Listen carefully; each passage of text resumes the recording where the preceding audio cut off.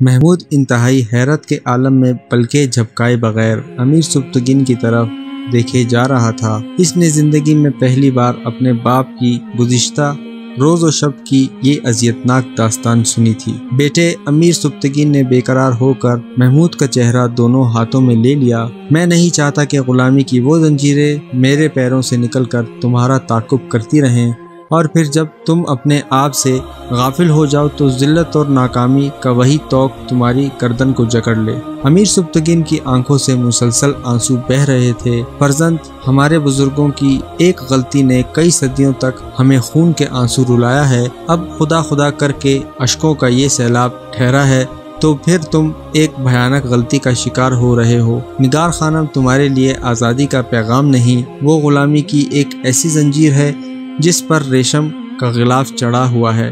محمود نے گھبرا کر سر جھکا لیا۔ بابا، میں آپ سے بہت شرمسار ہوں کہ میرے اس رویے سے آپ کو شدید اذیت پہنچی۔ اس اذیت کی تلافی ہو سکتی ہے فرزند، امیر سبکتگین نے ایک ایک لفظ پر زور دیتے ہوئے کہا۔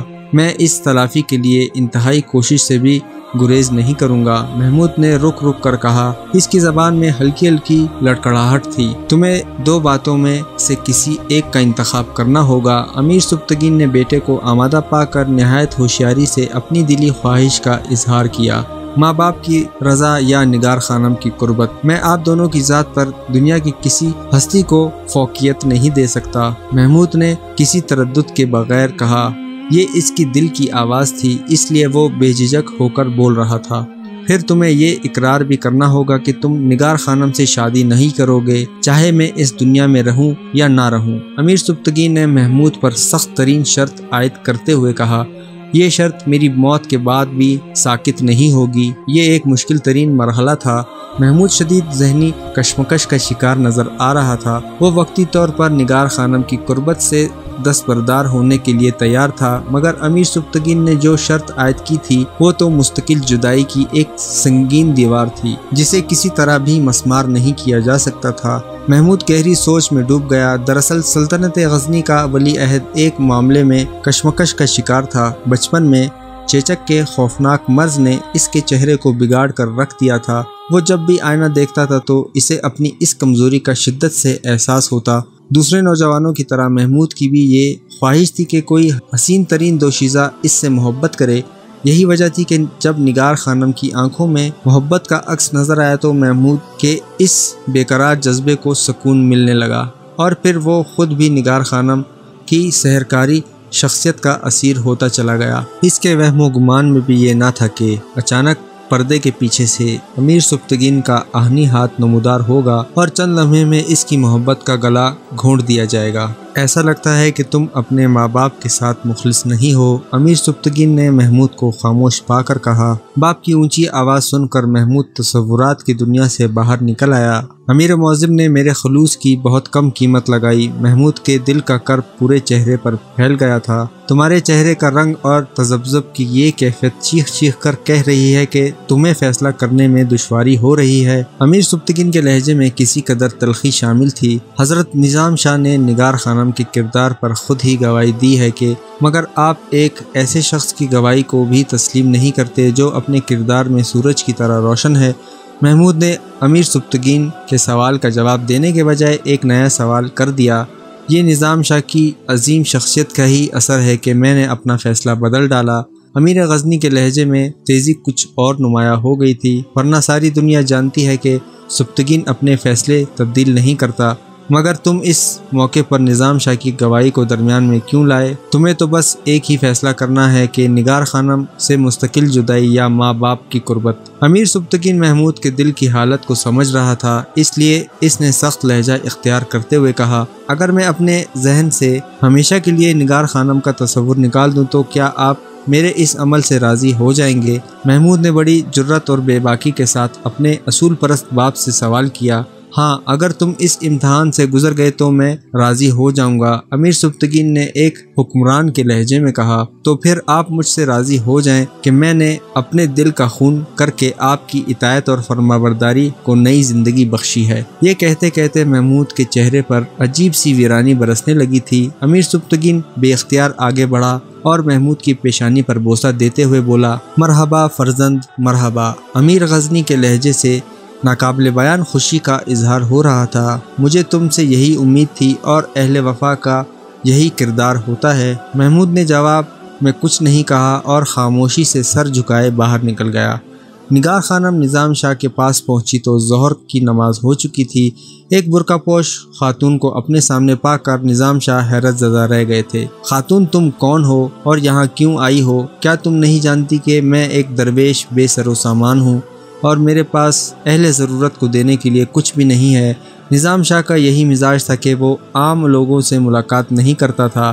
ان کی اجازت کے بغیر کوئی شخص بھی مسجد میں داخل نہیں ہو سکتا تھا۔ اگر کوئی غم زدہ انسان اپنی مصیبت اور تکلیفوں سے بے قرار ہو کر چیخنے لگتا تو نظام شاہ خود اپنی جگہ سے اٹھ کر مسجد کے دروازے پر آ جاتے اور سائل کے حق میں دعائے خیر کر کے واپس چلے جاتے، مگر نگار خانم نظام شاہ کی اجازت کے بغیر مسجد میں داخل ہوئی اور بے جھجک انداز میں ان کے روبرو جا کر کھڑی ہو گئی۔ نظام شاہ کو ایک اجنبی عورت کا یہ انداز پسند نہیں آیا تھا، اس لیے اس کے زرد چہرے پر ناگواری کے آثار نمایاں ہو گئے تھے۔ شیخ یہ میں ہوں، اسد شیرازی کی بدنصیب بیٹی نگار خانم۔ برقع پوش خاتون کے ہونٹوں کو جنبش ہوئی اور نظام شاہ گھبرا کر کھڑا ہو گیا۔ صاحبزادی تم یہاں کیوں آئی ہو؟ نظام شاہ کے لہجے میں شدید حیرت تھی۔ میرا آبائی مکان غزنی کے ایک مالدار شخص سردار تبریز نے خرید لیا اور میں اپنے گھر سے بے دخل کر دی گئی۔ نگار خانم ٹھہر ٹھہر کر بول رہی تھی اور اس کے لہجے میں خوف و ہراس کا شائبہ تک نہ تھا۔ اب میں کھلے آسمان کے نیچے تنہا کھڑی ہوں، مجھے سر چھپانے کے لیے ایک سائبان چاہیے اور اس شہر میں آپ کے سوا میرا کوئی شناسہ نہیں۔ آپ کی عبادت اور ریاضت میں خلل ڈالنے پر بہت شرمندہ ہوں، مگر کیا کرتی کہ آپ کو اطلاع دینا بھی ضروری تھا۔ نگار خانم کی یہ رودات سن کر نظام شاہ کے تابناک چہرے پر اذیت اور کرب کا دھواں پھیلنے لگا۔ ان بے رحم لوگوں نے تیرے سر سے یہ سایہ بھی چھین لیا۔ کیا یہ احمق اور نادان اینٹوں اور پتھروں کے اس انبار کو اٹھا کر اپنی قبروں میں لے جائیں گے؟ نظام شاہ کے لہجے سے دل کا سوز جھلک رہا تھا۔ تجھے میرے پاس ہی آنا چاہیے تھا کہ اس شہر میں میرے سوا تجھے کوئی نہیں جانتا۔ میں بہت خوش ہوں کہ تو نے اس رشتے کی اہمیت کو پوری سچائی کے ساتھ محسوس کیا۔ یہ کہہ کر نظام شاہ نے اپنا کمبل کندھے پر ڈالا اور نگار خانم کو اپنے پیچھے آنے کا اشارہ کرتے ہوئے مسجد سے باہر نکلے۔ راستہ چلنے والے لوگوں نے ایک برقع پوش خاتون کو نظام شاہ کے ساتھ جاتے ہوئے بڑی حیرت سے دیکھا تھا، مگر کسی کو کچھ پوچھنے کی جرات نہ ہو سکی۔ نظام شاہ تیز قدموں چلنے کا عادی تھا، مگر نگار خانم کی وجہ سے وہ چلتے چلتے اچانک رک جاتا تھا۔ پھر کئی گلیاں عبور کرنے کے بعد نظام شاہ ایک معمولی سے مکان کے سامنے کھڑا ہو گیا اور بلند آواز میں پکارا، احمد سالار۔ دوسرے ہی لمحے دروازہ کھلا اور ایک 8 سال کا بچہ باہر آیا۔ یہ کسی فوجی کا بچہ تھا جو 4 سال پہلے ایک جنگ میں شہید ہو چکا تھا اور جس کی ماں کے اصرار پر نظام شاہ نے اس یتیم بچے کی تعلیم و تربیت کی ذمہ داری اپنے سر لے لی تھی۔ اپنے استاد کو دیکھ کر احمد سالار مؤدب ہو گیا۔ اپنی ماں سے کہو کہ نظام شاہ آئے ہیں۔ احمد سالار کی ماں پہلے ہی نظام شاہ کی آواز سن کر دروازے کے قریب آ گئی تھی۔ بھائی آپ اندر تشریف لے آئیں۔ نظام شاہ نگار خانم کو لے کر مکان کے اندر داخل ہوئے۔ احمد سالار کی ماں نے نظام شاہ کے بیٹھنے کے لیے ایک صاف چادر لکڑی کے تختے پر بچھا دی، مگر نظام شاہ نے کھڑے کھڑے کہا، بہن میں بیٹھوں گا نہیں، اس لڑکی کو تمہارے پاس چھوڑنے آیا ہوں۔ نظام شاہ نے نگار خانم کی طرف اشارہ کرتے ہوئے کہا، یہ غزنی کے ایک معزز شخص اسد شیرازی کی بیٹی ہے، اس کی سچائی نے اسے گھر سے بے گھر کر دیا ہے۔ یہ کہہ کر نظام شاہ نے نگار خانم کے سر پر ہاتھ رکھ دیا۔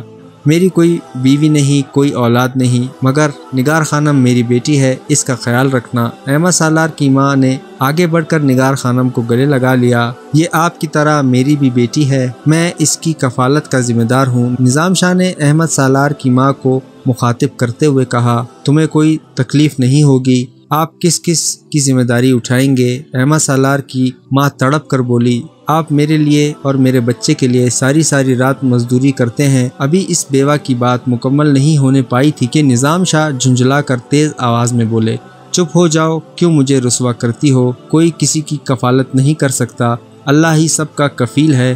یہ کہہ کر نظام شاہ واپس چلے گئے۔ احمد سالار کی ماں خاموش ہو گئی تھی مگر نگار خانم نے سب کچھ سمجھ لیا تھا۔ نظام شاہ کی گوشہ نشین زندگی کا یہ پہلو دیکھ کر اس کی آنکھوں میں آنسو آ گئے تھے۔ محمود نے ماں باپ کی رضامندی پر اپنی محبت کو قربان کر دیا تھا، مگر پھر بھی وہ نگار خانم کے حالات جاننے کے لیے بے چین تھا۔ آخر کئی دن کی دوڑ دھوپ کے بعد محمود کے مخبروں نے اسے خبر دی کہ نگار خانم اپنے مکان سے نکل کر پہلے نظام شاہ کے پاس پہنچی تھی اور پھر نظام شاہ نے اسے ایک بیوہ کے گھر میں منتقل کر دیا تھا۔ محمود یہ اطلاع پاتے ہی قصر شاہی سے نکلا اور سابق فوجی کے مکان کی طرف روانہ ہو گیا، مگر گھر کے قریب پہنچ کر اسے خیال آیا کہ اس طرح نگار خانم سے ملنا مناسب نہیں۔ یہ سوچ کر وہ نظام شاہ کی خدمت میں حاضر ہوا۔ نظام شاہ نے حسب معمول کھڑے ہو کر محمود کا استقبال کیا۔ اب محمود بھی اس راز سے باخبر ہو گیا تھا کہ نظام شاہ کسی کے سامنے اس طرح کھڑے نہیں ہوتے۔ شیخ، آخر کیا بات ہے کہ آپ مجھے دیکھ کر کھڑے ہو جاتے ہیں؟ نظام شاہ مسکرائے، بس جی چاہتا ہے سو کھڑا ہو جاتا ہوں، میرے بیٹھے یا کھڑے ہونے سے کیا فرق پڑتا ہے؟ نظام شاہ نے محمود کے سوال کو نظر انداز کر دیا۔ اگر آپ اجازت دے تو میں نگار خانم سے ملنا چاہتا ہوں، محمود نے جھجکتے ہوئے کہا۔ اب اس سے مل کر کیا کرو گے؟ نظام شاہ نے سرسری انداز میں پوچھا۔ شیخ، آپ جانتے ہیں کہ میں نے بہت کوشش کی تھی۔ یہ کہتے کہتے محمود کی آنکھوں میں آنسو آ گئے۔ میں بابا جان اور والدہ محترمہ کے حکم سے مجبور ہوں، انہوں نے مجھ سے اپنے حقوق طلب کر لیے تھے۔ تم نے ٹھیک کیا فرزند۔ نظام شاہ کے لہجے سے بھی اداسی جھلکنے لگی تھی۔ بس تقدیر میں یوں ہی لکھا تھا، اس تحریر کو کوئی مٹا نہیں سکتا۔ اب تم پیچھے مڑ کر نہ دیکھو کہ تمہارے سامنے بے شمار مسائل سر اٹھائے کھڑے ہیں۔ میں نگار خانم کو پرسکون دیکھنا چاہتا ہوں، محمود نے رقت آمیز لہجے میں کہا۔ اگر آپ اجازت دیں تو میں اس کے مالی مسائل کو حل کر دوں۔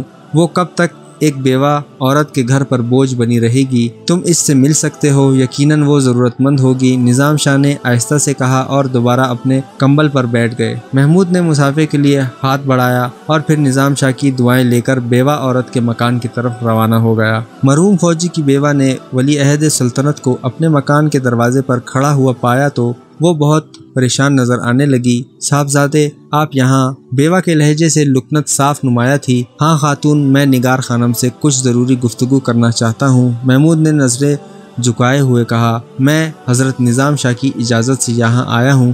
شیخ کا نام سن کر احمد سالار کی ماں الٹے قدموں واپس چلی گئی اور اس نے نگار خانم کو محمود کی آمد سے مطلع کر دیا۔ پھر بہت عجلت میں لکڑی کے تختے پر صاف چادر بچھائی اور محمود کو اندر بلا لیا۔ صاحبزادے، یہ ہمارے لیے بڑے اعزاز کی بات ہے کہ آپ ایک غریب بیوہ کے گھر تشریف لائے، مگر اس کے ساتھ ہی ہمیں اپنی بے سر و سامانی کا بھی احساس ہے کہ ہم ولی عہد کی خاطر مدارت کرنے سے قاصر ہیں۔ مرحوم فوجی کی بیوہ بہت شرمسار نظر آ رہی تھی۔ نہیں خاتون، کسی تکلف کی ضرورت نہیں، محمود نے مکان کے شہر کو عبور کرتے ہوئے کہا۔ یہ خود میرے لیے ایک بہت بڑا اعزاز ہے کہ میں آپ لوگوں سے ملنے یہاں آیا ہوں۔ حضرت نظام شاہ کے حوالے سے میری نظر میں آپ بھی محترم ہیں اور یہ چار دیواری بھی۔ احمد سالار کی ماں محمود اور نگار خانم کو تنہا چھوڑ کر دوسرے کمرے میں چلی گئی۔ محمود نے آہستہ آہستہ نظریں اٹھا کر نگار خانم کی طرف دیکھا۔ نگار خانم کا چہرہ شرم و حیا اور جوش جذبات کے سبب سرخ ہو رہا تھا۔ وہ محمود کی آمد پر ایک عجیب سی کیفیت سے سرشار تھی۔ اس کیفیت میں ناقابل بیان خوشی کا احساس بھی شامل تھا اور دبا دبا سا خوف بھی۔ پھر کچھ دیر اسی کیفیت اور سکوت کے عالم میں گزر گئے۔ میں بہت شرمسار ہوں نگار خانم، آخر محمود نے اس سکوت کو توڑتے ہوئے کہا۔ میں نے سردار تبریز سے تمہارا مکان خریدنے کی کوشش کی تھی، مگر وہ اس پر آمادہ نہیں ہوا۔ پھر میں نے چاہا کہ تم اس بے گھری کے عذاب سے بچ جاؤ اور تمہیں قصر شاہی میں قیام کی اجازت مل جائے، مگر امیر غزنی اور مادر ملکہ کو یہ بات پسند نہیں آئی۔ یہ کہتے کہتے محمود کا لہجہ بہت زیادہ تلخ ہو گیا تھا۔ نگار خانم نے گھبرا کر جھکی ہوئی نظریں اٹھائیں اور محمود کی طرف دیکھا۔ محمود کے چہرے پر اذیت اور کرب کے گہرے سائے پھیلے ہوئے تھے۔ آپ کیوں پریشان ہوتے ہیں؟ نگار خانم نے محمود کے دل و دماغ پر چھائے ہوئے غبار کو دھونے کی کوشش کی۔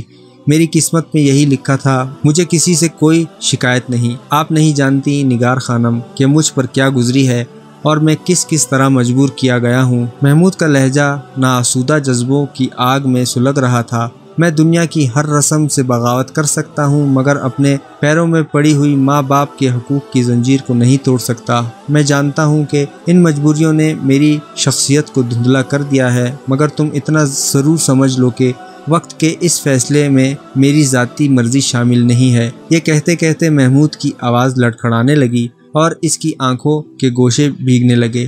مجھے آپ سے بھی کوئی شکایت نہیں ہے۔ وقت کے بے رحم اور تیز نشتر نے نگار خانم کے دل کا خون کر دیا تھا، مگر اس نے بڑی ہمت سے اپنے آپ کو سنبھالنے کی کوشش کی۔ محمود نے گھبرا کر نگار خانم کی طرف دیکھا۔ انتہائی قوت برداشت کا مظاہرہ کرتے کرتے نگار خانم کے گلاب رنگ چہرے میں نلاہٹ سی شامل ہو گئی تھی۔ میں محبت کی بساط پر شکست کھا چکا ہوں نگار خانم، مگر پھر بھی میری تم سے آخری التجا ہے کہ تم اپنے روشن مستقبل کی طرف دیکھو اور پرسکون زندگی گزارنے کی کوشش کرو۔ میرا مستقبل آپ کا مسئلہ نہیں۔ یکایک نگار خانم کے لہجے میں چٹانوں جیسی سختی آنے لگی تھی۔ تم کچھ بھی کہو مگر تمہارا مستقبل میرا ہی مسئلہ ہے۔ یہ کہہ کر محمود نے اپنے پیرہن کی جیب سے اشرفیوں سے بھری ہوئی ایک تھیلی نکالی اور اسے نگار خانم کی طرف بڑھاتے ہوئے بولا، میری گزارش ہے کہ اسے قبول کر لو۔ یہ کیا ہے؟ نگار خانم کی صاف و شفاف اور کشادہ پیشانی پر کئی لکیریں نمایاں ہو گئیں۔ یہ ایک حقیر سی نظر ہے جو تمہارے آڑے وقت میں کام آئے گی، محمود نے درخواست گزار لہجے میں کہا۔ غزنی کے ولی عہد کو معلوم ہونا چاہیے کہ میں حضرت نظام شاہ کی بیٹی ہوں اور نظام شاہ کسی امیر کی نظر قبول نہیں کرتے۔ نگار خانم کے لہجے میں اس قدر اجنبیت تھی کہ محمود حیران رہ گیا۔ میں تم پر کوئی احسان نہیں کر رہا ہوں، محمود کی آواز لرز رہی تھی۔ ولی عہد غزنی سے آخری التجا ہے کہ اس طرح یہاں سے تشریف لے جائیں کہ میری رسوائی کا سامان فراہم نہ کریں۔ نگار خانم کے لہجے میں وہی سختی تھی جس سے اجنبیت اور بیزاری کا اظہار ہوتا تھا۔ محمود نے اپنا بڑا ہوا ہاتھ کھینچ لیا۔ کچھ دیر تک پتھر کے مجسموں کی طرح خاموش کھڑا رہا، پھر آہستہ سے بولا، میں جا رہا ہوں نگار خانم، مگر کاش آپ میری مجبوریوں کو سمجھ سکتی۔ یہ کہہ کر ولی عہد مکان سے باہر نکل گیا۔ نگار خانم بہت دیر تک دروازے کو دیکھتی رہی، پھر اس کی آنکھوں سے آنسو بہنے لگے۔ احمد سالار اور اس کی ماں سے یہ دردناک منظر برداشت نہ ہو سکا تو اس نے آگے بڑھ کر نگار خانم کے کندھے پر ہاتھ رکھ دیا اور اس کا خیالات کا سلسلہ اچانک ٹوٹ گیا اور نگار خانم جبراً مسکرانے لگی۔ نظام شاہ رات کو خاص طور پر نگار خانم سے ملنے آئے اور محمود کے بارے میں پوچھا۔ نگار خانم کچھ دیر تک خاموش بیٹھی رہی، پھر بے اختیار نظام شاہ کے قدموں سے لپٹ کر رونے لگی۔ نظام شاہ نے اسے اٹھا کر اپنے سینے سے لگا لیا۔ میری بیٹی محمود بہت مجبور ہے، شاید تیرے اندازوں سے بھی زیادہ مجبور، اسے معاف کر دے۔ میں جانتی ہوں بابا، نگار بچوں کی طرح سسکیاں لے رہی تھی۔ پھر جب نگار خانم کے دل کا غبار دھل گیا تو وہ کسی قدر پرسکون نظر آنے لگی۔ تو نظام شاہ نے اسے مخاطب کرتے ہوئے کہا، بیٹی مجھے تیرے بے سکون زندگی کا خیال کر کر کے بہت دکھ ہوتا ہے۔ محلوں کی مکین کنیزوں اور ملازموں کے ہجوم میں رہنے والی پتھروں کے فرش پر پڑی اور سوکھی روٹیاں کھا کھا کر اپنا وقت گزار رہی ہے۔ نہیں بابا، نگار خانم نے بے قرار ہو کر کسی بچے کی مانند نظام شاہ کے زانوں پر سر رکھ دیا۔ مجھے اس زندگی پر فخر ہے بابا۔ اٹھو بیٹی، یکایک نظام شاہ کے لہجے سے جلال روحانی کا اظہار ہونے لگا تھا۔ نگار خانم نے گھبرا کر نظام شاہ کے چہرے کی طرف دیکھا۔ چراغ کی مدھم روشنی میں اسے ایسا محسوس ہوا جیسے نظام شاہ کے جسم کے گرد کوئی فانوس سا جل رہا ہو۔ اب تیرا باپ اتنا بھی مفلس نہیں ہے کہ اپنی بیٹی کے خالی دامن کو چپ چاپ دیکھتا رہے اور اسے کچھ نہ دے سکے۔ نظام شاہ ایک عجب سے جذب کے عالم میں بول رہا تھا، اگر دنیا نے تجھ سے دولت چھین لی ہے تو آگے بڑھ اور اپنا دامن بھر لے۔ یہ کہہ کر نظام شاہ نے دالان کے ایک گوشے کی طرف اشارہ کیا۔ نگار خانم نے گھبرا کر دیکھا، پورا دالان سونے کی اشرفیوں، ہیروں اور جواہرات سے بھرا ہوا تھا۔ یہ کیا ہے بابا؟ فطر حیرت سے نگار خانم کی آنکھیں پھیل گئیں اور آواز لرز کر رہ گئی۔ اللہ ہی ہے زمین اور آسمان کے خزانوں کا مالک۔ خلاف معمول نظام شاہ کے لہجے میں ایسی دھمک تھی کہ نگار خانم کو مکان کے در و دیوار کانپتے ہوئے محسوس ہونے لگے، اور آج اس کی قدرت لازوال نے تیرے سامنے دولت کے دریا بہا دیے ہیں، انہیں چھو کر دیکھ، یہ تیری نظروں کا دھوکہ نہیں۔ نظام شاہ کہ جلال روحانی میں کچھ اور اضافہ ہو گیا تھا، اگر تجھے سیم و زر کی طلب ہے تو اپنی پیاس بجھا لے۔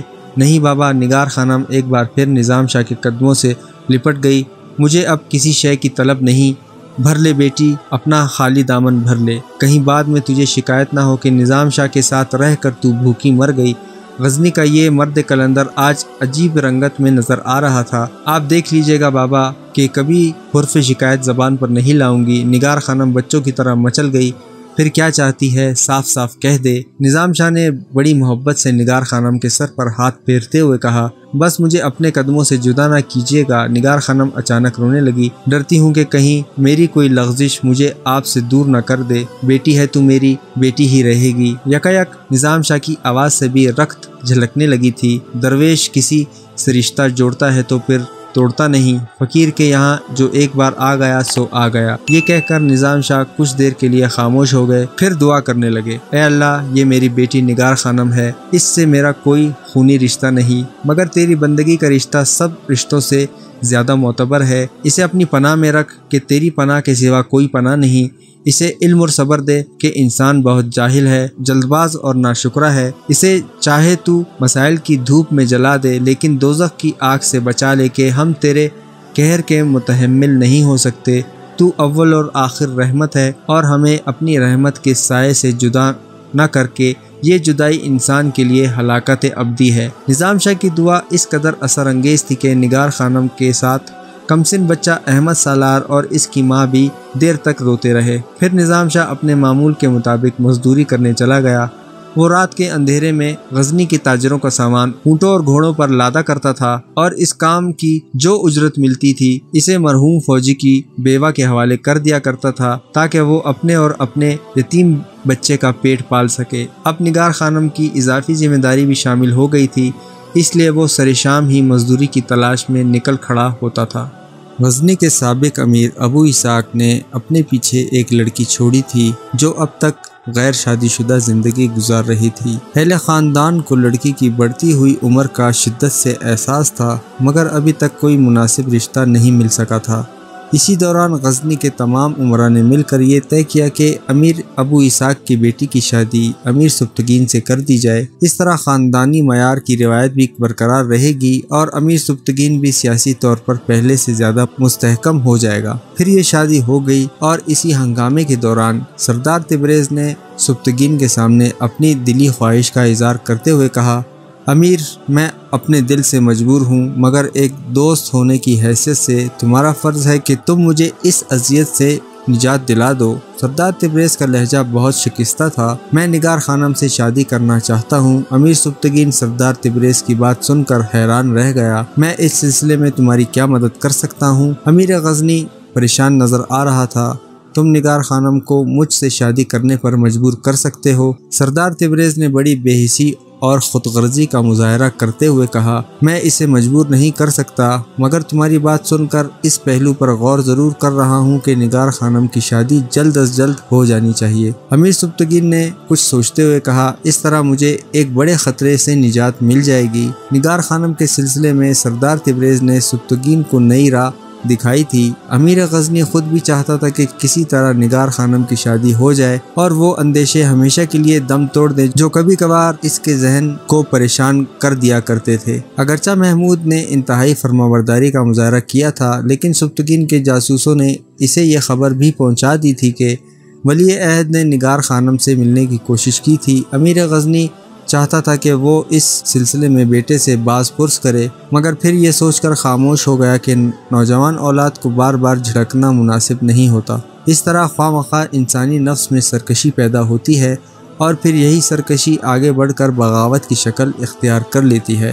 اب جب سردار تبریز نے اپنی خواہش کا اظہار کیا تو سبکتگین کو اس بات کا شدت سے احساس ہونے لگا کہ نگار خانم کی فتنہ انگیز شخصیت سے نجات حاصل کرنے کے لیے یہی ایک طریقہ ہے کہ اسد شیرازی کی بیٹی کسی بھی شخص سے رشتہ ازدواج میں منسلک ہو جائے اور محمود جذباتی انتشار سے چھٹکارا پا کر یکسوئی کے ساتھ اپنی منزل کی طرف دیکھنے لگے۔ تمہاری خواہش اپنی جگہ، مگر ذاتی طور پر یہ رشتہ مناسب معلوم نہیں ہوتا۔ امیر سبکتگین نے اپنے دوست کی درخواست پر رائے زنی کرتے ہوئے کہا، کیوں؟ سردار تبریز نے گھبرا کر پوچھا، تم ایک شادی شدہ مرد ہو، 2 بیویوں کے شوہر، اہل دنیا تمہیں کیا کہیں گے؟ سبکتگین کے لہجے میں بیزاری تھی۔ میں کوئی گناہ نہیں کر رہا ہوں۔ سردار تبریز کی پیشانی پر بل پڑ گئے۔ میں نے جائز راستہ اختیار کیا ہے، مگر تمہارا یہی جائز راستہ کسی دوسرے کی نظر میں ناجائز بھی ہو سکتا ہے۔ امیر سبکتگین نے سردار تبریز کو سمجھاتے ہوئے کہا، سچ تو یہ ہے کہ تمہارا اور نگار خانم کا کوئی جوڑا نہیں۔ میں نے اپنی زندگی کا یہ اہم ترین راز تم پر اس لیے ظاہر نہیں کیا کہ تم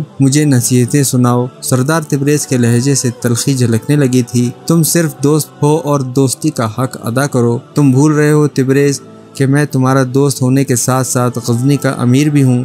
اچانک سبکتگین کی آواز کسی قدر بلند ہو گئی۔ ایک ایسا امیر جو اپنی رعایا کی جان و مال اور عزت و مانوس کا محافظ بھی ہے۔ کہیں تم یہ تو نہیں چاہتے کہ میں اپنے اقتدار کا مظاہرہ کرتے ہوئے نگار خانم کو تم سے شادی کرنے پر مجبور کر دوں؟ نہیں، میرا یہ مقصد ہرگز نہیں۔ سردار تبریز نے گھبرا کر اپنا لہجہ بدل دیا۔ پھر تم دوستی کے حق کی بات کیوں کر رہے ہو؟ امیر سبکتگین کے چہرے پر ناگواری کا رنگ اب تک نمایاں تھا۔ اس لیے کہ میں تمہارے مشورے کو بہت زیادہ اہمیت دیتا ہوں۔ اب سردار تبریز سنبھل کر گفتگو کر رہا تھا۔ اس کا خیال تھا کہ نگار خانم حکومت کی ماتوب ہے، اس لیے وہ امیر غزنی کے مزید عتاب کا ہدف بن جائے گی۔ مگر سبکتگین سے گفتگو کرنے کے بعد سردار تبریز کو اندازہ ہوا کہ وہ خام خیالی میں مبتلا ہے اور اس سلسلے میں اسے امیر غزنی سے کوئی تعاون حاصل نہیں ہو سکتا۔ میں جس کام کو دلی طور پر پسند نہیں کرتا، اس میں میرا کوئی مشورہ بھی شامل نہیں ہوتا۔ سبکتگین نے کسی تکلف اور رعایت کے بغیر کہا، میں سمجھا نہیں امیر، آخر تم کہنا کیا چاہتے ہو؟ سردار تبریز کی حیرت اور پریشانی بڑھتی جا رہی تھی۔ میں اس پر اعتراض نہیں کرتا کہ تم نے نگار خانم کا خواب کیوں دیکھا۔ امیر سبکتگین کی آواز معمول سے زیادہ بلند تھی، مگر اتنا ضرور کہوں گا کہ تمہارے خواب میں انتہائی خود غرضی کے رنگ شامل ہیں۔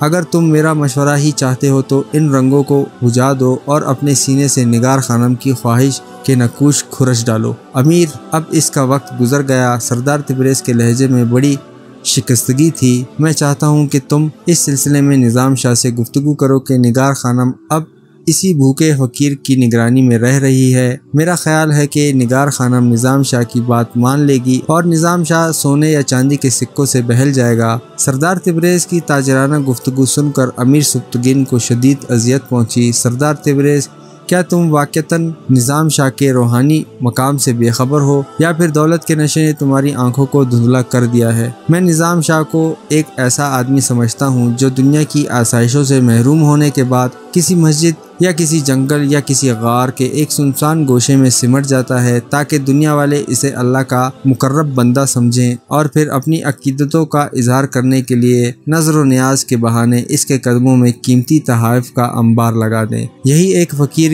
کی معراج ہوتی ہے کہ وہ مذہب کی آڑ لے کر سادہ لو انسانوں کی عقیدتیں خرید لیتا ہے اور اس تجارت میں اسے دوہرا فائدہ ہوتا ہے۔ ایک طرف لوگوں کے جھکے ہوئے خوف سے اترے ہوئے چہرے، رکی ہوئی سانسیں اور دوسری طرف کسی محنت کے بغیر حاصل کی ہوئی دولت کے ذخیرے۔ سردار تبریز بڑے جارحانہ اور گستاخانہ لہجے میں بول رہا تھا۔ نظام شاہ بھی اسی طرز کا فقیر ہے۔ وہ 10 سال تک اس لیے قید خانے میں رہا کہ اہل غزنی اس کی روحانیت پر اعتبار کرنے لگے۔ امیر، تم بھی نظام شاہ کے عقیدت مند ہو؟ سردار تبریز نے ایک ایک لفظ پر زور دیتے ہوئے کہا، اور تمہاری اسی عقیدت نے اسے زندان کے اندھیروں سے نجات دلائی۔ اب وہ مسجد کے ایک گوشے میں بیٹھ کر اپنے آپ کو ولی اللہ ثابت کرنے کی کوشش کر رہا ہے تاکہ شہر غزنی اور اطراف کے احمق اور بے خبر لوگ قطار در قطار اس کے حلقہ اثر میں داخل ہو جائیں اور وہ کسی محنت اور ریاضت کے بغیر دنیا کی تمام آسائشیں حاصل کر لے۔ اس دوران امیر سبکتگین کے چہرے کا رنگ متغیر ہو گیا تھا، مگر شدید ذہنی اذیت کے باوجود بھی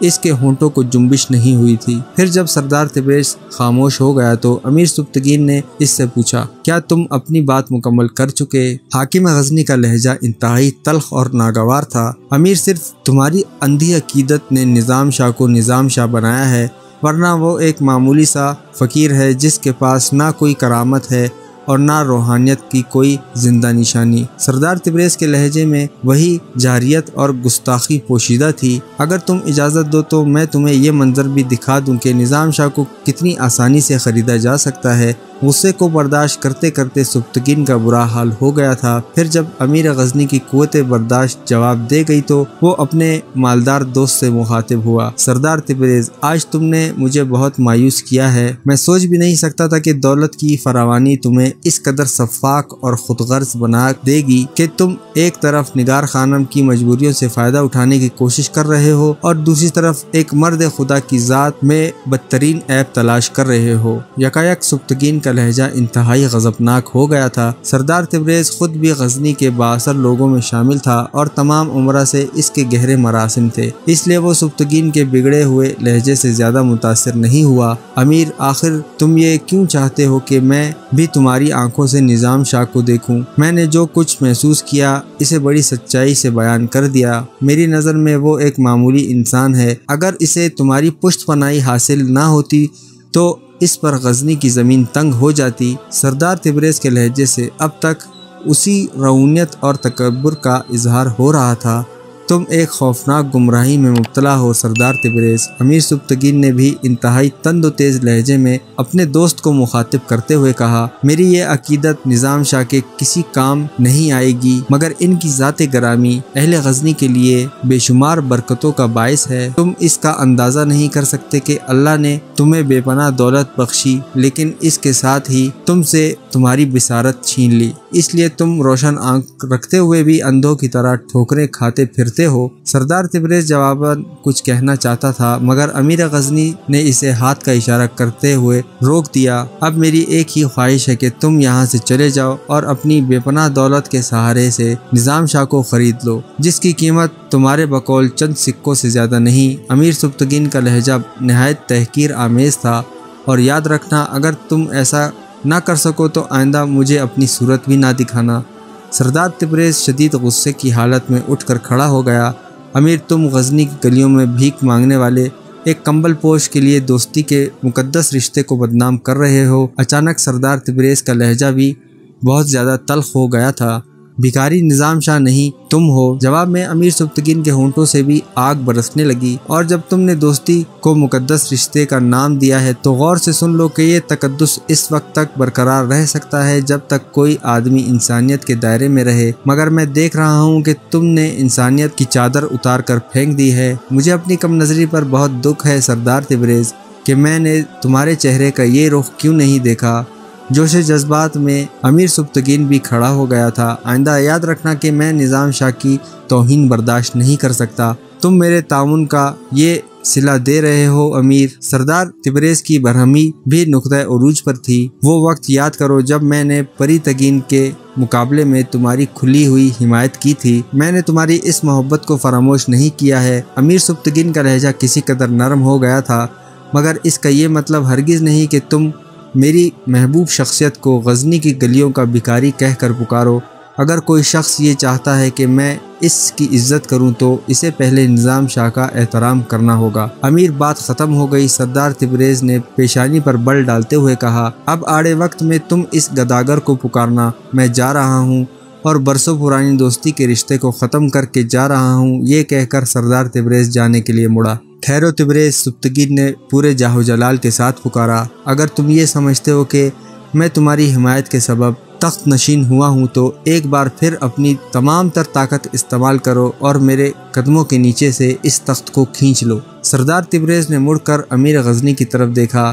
شدت جذبات سے سبکتگین کا چہرہ سرخ ہو رہا تھا۔ ایک بات پورے ہوش و حواس کے ساتھ سن لو کہ میں نظام شاہ کے پیر و مرشد سید امیر علی شاہ کی دعاؤں سے اس منصب تک پہنچا ہوں۔ مجھ پر میرے اللہ کے سوا کسی کا کوئی احسان نہیں۔ اگر تم میری حمایت ترک کر کے مجھے اقتدار سے محروم کر سکتے ہو تو اپنا یہ شوق بھی پورا کر لو۔ میں شکست اور ناکامی کے وقت تمہیں آواز نہیں دوں گا۔ اچانک سردار تبریز کے ہونٹوں پر ایک عیار مسکراہٹ ابھر آئی۔ اس نے عجیب انداز میں سر کو جھٹکا دیا اور واپس جانے کے لیے مڑا۔ اور یہ بھی سن لو، خلوت گاہ میں سبکتگین کی باروب آواز گونجی۔ نگار خانم کو ایک بے سہارا لڑکی سمجھ کر اپنی طاقت کا استعمال نہ کرنا۔ اگر تم دولت کے نشے میں حد سے باہر نکلے تو مجھے اپنے راستے کا سب سے بھاری پتھر پاؤ گے۔ سردار تبریز ایک بار پھر مسکرایا اور آہستہ آہستہ چلتا ہوا باہر نکل گیا۔ وہ رات امیر سبکتگین نے جاگ کر گزاری۔ ملکہ غزنی بھی شوہر کے اس غیر معمولی اضطراب سے بے خبر نہیں تھی۔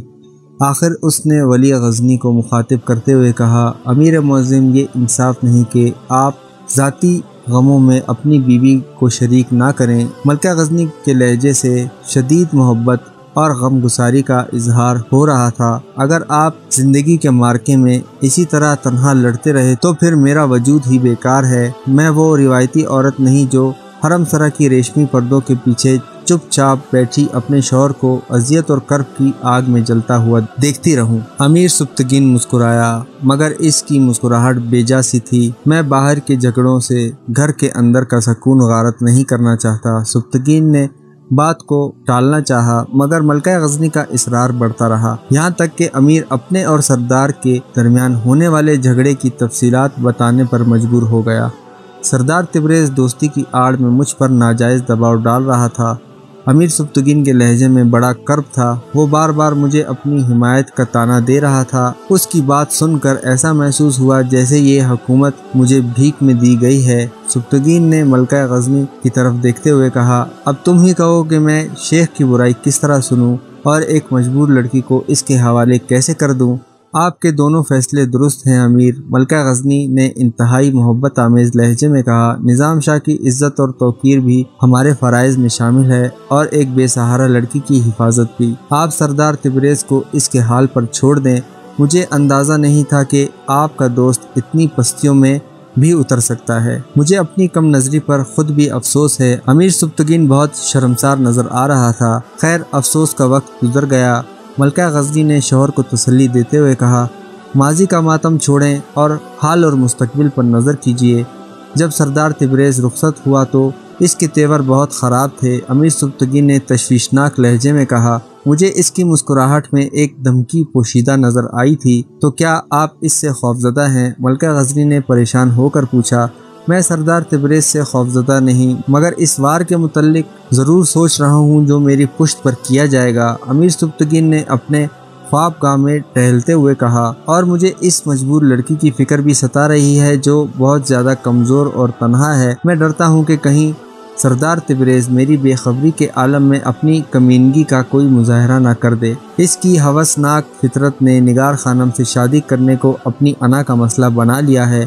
پھر کیا ہوگا؟ ملکہ غزنی بھی نگار خانم کی بے بسی پر افسردہ نظر آنے لگی۔ اب یہی ایک صورت باقی رہ گئی ہے کہ میں اس کے مکان کے ارد گرد اپنے مسلح جاسوس متعین کر دوں، جہاں نگار خانم ایک غریب بیوہ اور اس کے کمسن لڑکے کے ساتھ رہتی ہے۔ امیر سبکتگین نے بیوی کے سوال کا جواب دیتے ہوئے کہا، ملکہ غزنی کو معلوم ہونا چاہیے کہ شیخ نظام شاہ کے کمزور کندھوں پر 3 افراد کی کفالت کا بوجھ ہے۔ یہ کہتے کہتے امیر سبکتگین کے چہرے پر گہری اداسی جھلکنے لگی تھی۔ پھر آپ شیخ کے اس بوجھ کو کم کیوں نہیں کر دیتے؟ ملکہ غزنی نے شوہر کو مشورہ دیتے ہوئے کہا۔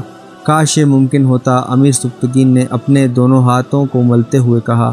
آپ ایک بار ان سے کہہ کر تو دیکھیں۔ ملکہ غزنی کے لہجے میں ایک خلش بھی تھی اور جوش بھی۔ تمہیں کیا خبر کہ میں نے شیخ سے کیا کیا کہا ہے؟ امیر سبکتگین کے لہجے کی شکستگی کچھ اور نمایاں ہو گئی تھی۔ اب کچھ کہنے کی ہمت نہیں کہ شیخ کے جلال سے ڈر لگتا ہے۔ اس بد نصیب لڑکی کو بھی پناہ لینے کے لیے وہی ایک گھر رہ گیا تھا، پھر وہ کہاں جاتی؟ ملکہ غزنی نے شکایتاً کہا۔ میں نگار خانم کو قصر شاہی میں آرام و سکون کے ساتھ رکھنا چاہتا تھا، مگر اس طوفان سے ڈرتا ہوں کہ ہزار کوشش کے باوجود جس کا زور ابھی تک نہیں ٹوٹا۔ امیر سبکتگین نے ایک بار پھر اپنی مجبوریاں بیان کرتے ہوئے کہا، اب میری یہی خواہش ہے کہ کسی طرح نگار خانم کی شادی جلد از جلد ہو جائے۔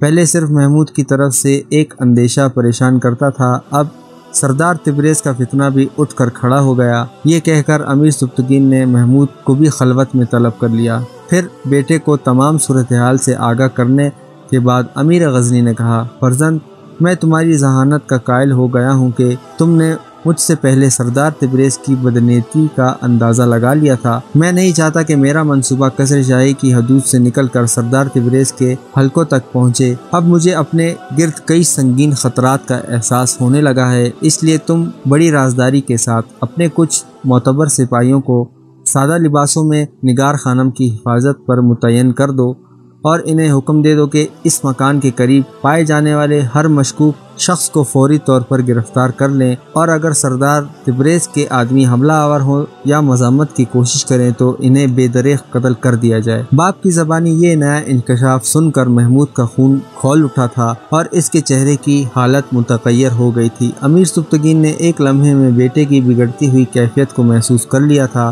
اس لیے فوراً ہی محمود کو سخت لہجے میں تنبیہ کرتے ہوئے کہا، فرزند، تم اپنے پورے ہوش و حواس میں رہو گے۔ اگر تم پر جذباتیت غالب آ گئی تو سارا کھیل بگڑ جائے گا۔ میں نے اس معاملے میں تمہیں صرف اس لیے رازدار بنایا ہے کہ تم سیاست کے نشیب و فراز سے باخبر ہو سکو۔ یہ تمہارے صبر و استقامت اور قوت برداشت کا امتحان ہے۔ تمہیں آئندہ زندگی گزارنے کے لیے گوشت اور پوست کے بجائے پتھر کا انسان بننا ہوگا۔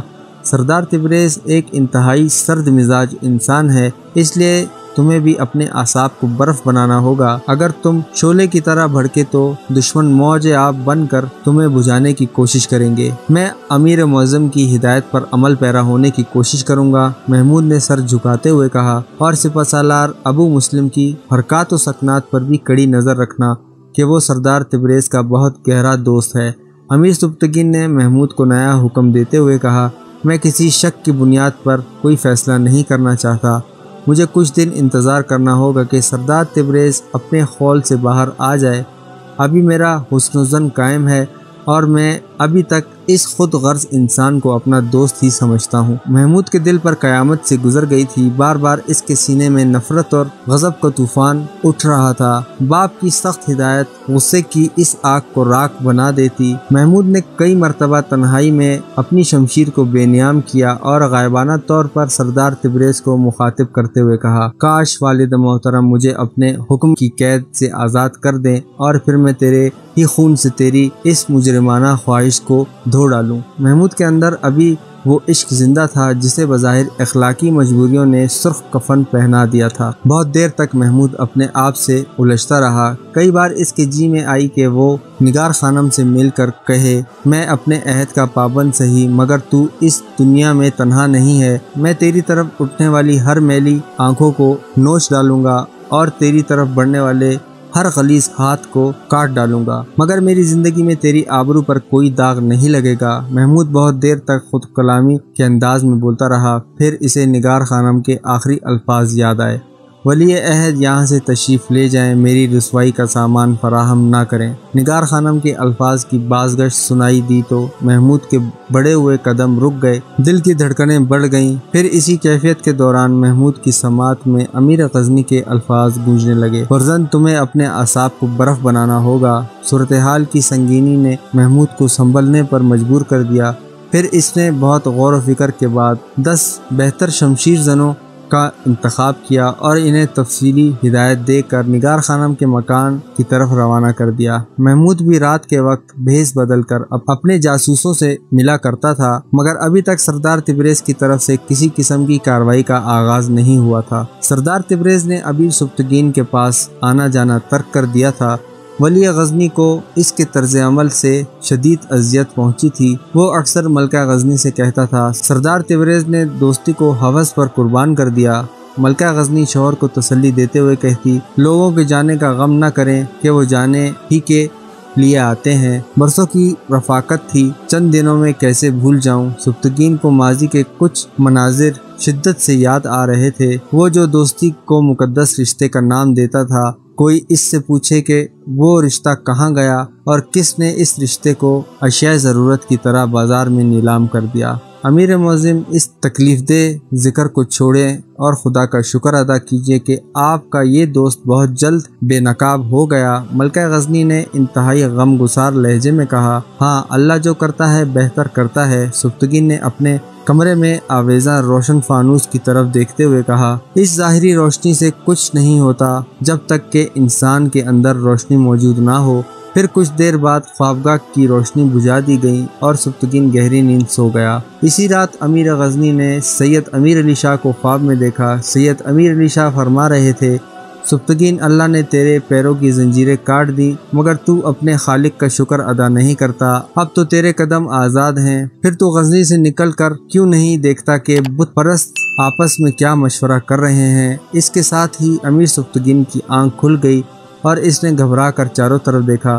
چند لمحوں بعد جب نیند کا اثر زائل ہوا تو امیر غزنی اس حقیقت تک پہنچ گیا کہ سید امیر علی شاہ عالم خواب میں تشریف لائے تھے اور اس کی بے خبری پر تنبیہ کر رہے تھے۔ اسی دن امیر سبکتگین نے اپنے درباری امراء کے سامنے ایک طویل خطبہ کیا۔ تمام بڑائیاں اور تمام ظاہری اور باطنی اقتدار صرف اللہ کے لیے ہیں کہ وہ انسانی اندازوں سے بھی زیادہ قوی اور لازوال قدرت رکھنے والا ہے۔ سبتگین نے انتہائی پرجلال لہجے میں اپنے درباری عمرہ کو مخاطب کرتے ہوئے کہا، ہم سب کھلی آنکھوں سے دیکھ رہے ہیں کہ غزنی کے در و دیوار پر اللہ کی بے شمار رحمتیں سایہ فلک ہیں۔ اس سے پہلے کہ ہمارے سروں سے اس کی رحمت کا سائبان کھینچ لیا جائے، ہمیں اللہ کی نعمتوں کا شکر ادا کرنا چاہیے، اور شکر گزاری کا بہترین طریقہ یہ ہے کہ ہم نماز قائم کریں اور کشادہ دلی کے ساتھ زکوٰۃ دیں، اور جو زندگی کے راستے میں تھک کر گر گئے ہیں انہیں اپنے طاقتور بازوؤں کا سہارا دے کر اٹھائیں، اور جن نادار لوگوں کے شکم بھوک کی آگ میں جل رہے ہیں ان پر اپنے اناج کے ذخیروں کے منہ کھول دیں، اور جن کے بوسیدہ لباسوں سے ستر کھل جانے کا اندیشہ ہے ان کے جسموں کو ڈھانپ دیں۔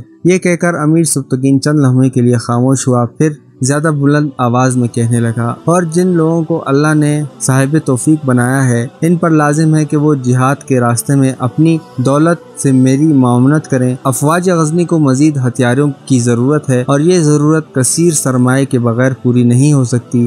میں اپنے آسودہ حال ساتھیوں کو باخبر کرتا ہوں کہ مملکت غزنی باطنی قوتوں کی آنکھ میں کسی خار کی مانند کھٹکتی ہے، اس لیے میں چاہتا ہوں کہ ان کے حملہ آور ہونے سے پہلے اپنی جنگی مہم کا آغاز کر دوں۔ سردار تبریز بھی دربار میں موجود تھا۔ امیر سبتگین کا خطبہ سن کر اس کے چہرے کا رنگ بگڑ گیا اور ماتھے پر کئی بل پڑ گئے۔ امیر غزنی نے بھی سردار تبریز کی اس کیفیت کو محسوس کر لیا تھا، مگر اس نے کسی جھجک کے بغیر اپنی تقریر جاری رکھی، اور جو لوگ عیش و عشرت میں مبتلا ہیں ان سے میری درد مندانہ درخواست ہے کہ وہ اس روش کو ترک کر دیں اور گناہوں سے تائب ہو کر سیدھے راستے پر چلنے کی کوشش کریں۔ پچھلی قومیں اسی لیے ہلاک کر دی گئیں کہ ان کے سرداروں امیروں نے گناہوں کو زندگی کا مشغلہ بنا لیا تھا۔ اس سے پہلے کہ دست قضا اچانک نمودار ہو کر ہماری زندگیوں کا خاتمہ کر دے، ہمیں خود اپنے اعمال کا احتساب کر لینا چاہیے۔ اہل غزنی خوب جانتے ہیں کہ یہاں رقص و سرور اور شراب نوشی پر پابندی عائد کر دی گئی ہے، مگر اب بھی مجھے خبر ہے کہ کچھ بااثر لوگوں کی خلوتیں اس لعنت سے پاک نہیں ہیں۔ میں گزرے ہوئے کل کا ذکر نہیں کرتا، لیکن آج میری خواہش ہے کہ لوگ رضاکارانہ طور پر اپنے کیف و نشاط کے نہال خانوں کو مسمار کر دیں اور ظاہر اور باطن کو یک رنگ بنا لیں کہ اسی میں ہماری عافیت ہے۔ یہ کہہ کر امیر سبتگین نے اپنے اہل دربار پر نظر ڈالی اور پھر ٹھہر ٹھہر کر کہنے لگا، اگر کچھ لوگوں پر میری باتیں گراں گزری ہیں تو میں ان سے معذرت نہیں کروں گا۔ یہ ایک اسلامی مملکت ہے اور یہاں صرف اللہ اور رسول صلی اللہ علیہ وآلہ وسلم کے آئین کے مطابق زیست بسر کرنی ہوگی۔ بدقسمتی سے جو لوگ اس طرز حیات کو نہیں پہچانتے، انہیں میرا مشورہ ہے کہ وہ غزنی کی حدود سے نکل کر کہیں اور چلے جائیں، ورنہ میں خود ان کا احتساب کروں گا۔ اہل غزنی پر واضح رہے کہ یہ عمل احتساب کسی کو معاف نہیں کرے گا، یہاں تک کہ میری اپنی ذات بھی اس عمل سے محفوظ نہیں رہ سکے گی۔ یہ کہہ کر امیر سبتگین نے دربار برخاست کر دیا۔